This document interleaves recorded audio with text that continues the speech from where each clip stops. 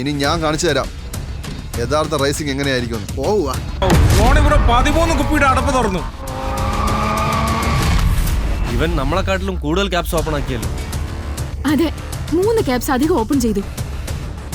Normal റേസറും professional റേസറും തമ്മിലുള്ള വ്യത്യാസം ഇതാണ്.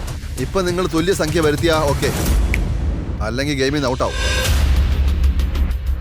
ആ മികച്ച റേസറെ പുറത്താക്കാൻ ഞാൻ തന്നെ കളത്തിൽ ഇറങ്ങേണ്ടി വരും. തേജാഭായ്, ഇനി ഞാൻ പോവാ. റോക്കി നിക്ക്, ഞാൻ തന്നെ പോവാം. അല്ല തേജ ബ്രോ, ഈ ചെറിയ ടൈമറുകളെ കുറിച്ച് നമ്മൾ എന്തിനാ പേടിക്കുന്നത്? നമ്മൾ എന്തായാലും ജയിക്കാൻ പോവല്ലേ.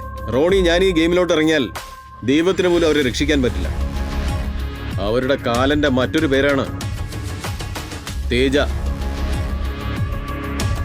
ഇത് ഞങ്ങളുടെ ഓടുമല്ലേ, പിന്നെന്താ ഇവൻ പോകുന്നത്? എന്ത് തരികിടാ നിങ്ങൾ കാണിക്കുന്നത്? ഒരു ടീം കഴിഞ്ഞാൽ അടുത്ത ടീം. ഇങ്ങനെ പോയി കഴിഞ്ഞാൽ ജയിക്കുന്നത് നമ്മളാണോ അവരാണോ? ഇപ്പൊ നിങ്ങൾക്ക് മനസ്സിലാവും അച്ഛൻ അച്ഛനാണെന്നും മകൻ മകനാണെന്നും.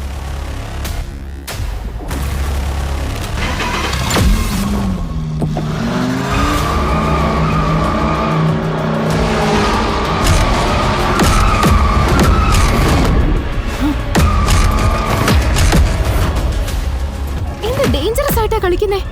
ഇനി നമ്മളെ ആർക്കും രക്ഷിക്കാൻ കഴിയില്ല.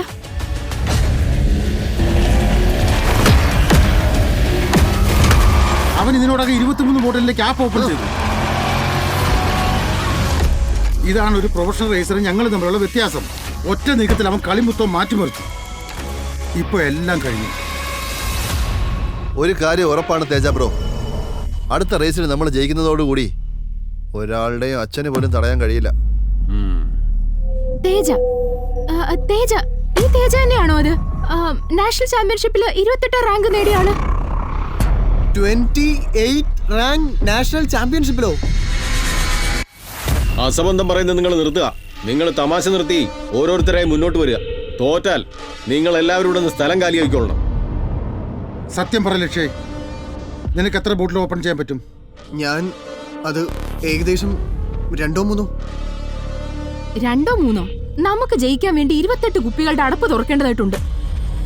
ഇപ്പൊ നമ്മള് റേസിൽ നിന്ന് പുറത്തായി. നമ്മുടെ വീടും. സമീർ, അടുത്തത് നീ പോകും. ഞങ്ങളുടെ കുടുംബത്തിന്റെ മാനം രക്ഷിക്കും. കഥയിൽ അടുത്തതായി എന്ത് സംഭവിക്കുമെന്നറിയാൻ dash reels Malayalam YouTube channel subscribe ചെയ്യുക.